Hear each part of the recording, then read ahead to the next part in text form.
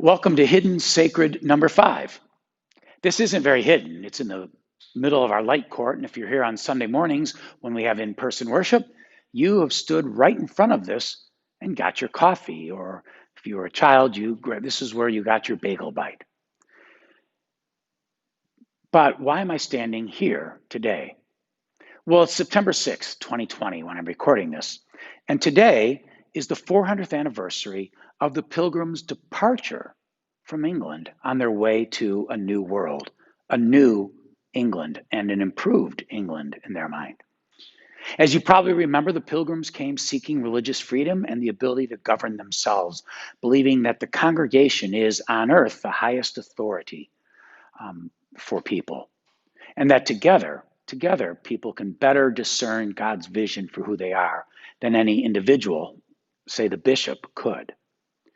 So the Pilgrims arrive, finally setting foot on what is now in the area of Plymouth, Massachusetts, in early 1621. And there is, of course, Plymouth Rock there. Now, whether they literally stood on Plymouth Rock, no one has any idea, but it marks the arrival of what really becomes our history as a nation. It's 150 years, of course, before the Declaration of Independence, but it also becomes a litmus test, our Pilgrim congregational forebears, as to if they can govern themselves. But this is our authentic fragment of Plymouth Rock. And both the rock and the actual acknowledgement right here come from Chicago Theological Seminary when CTS was building a new seminary.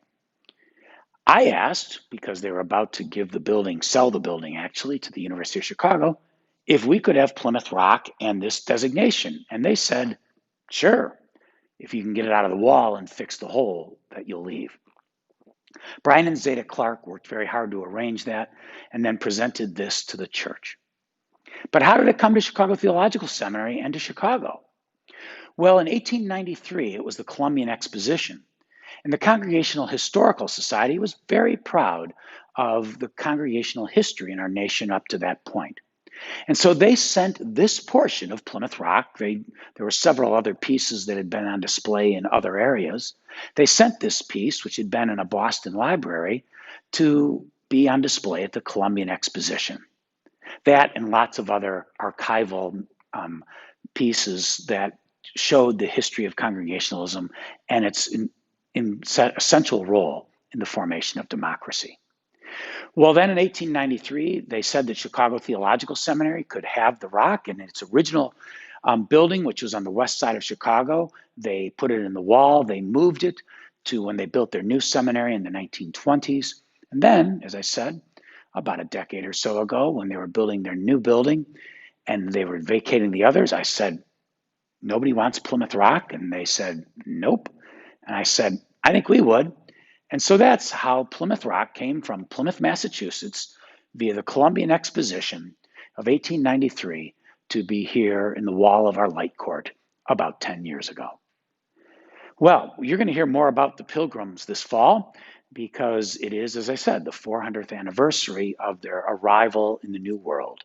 But today marks the day of their departure. So thank you for listening, and I think I'll bring you a few more hidden sacreds in the next few weeks.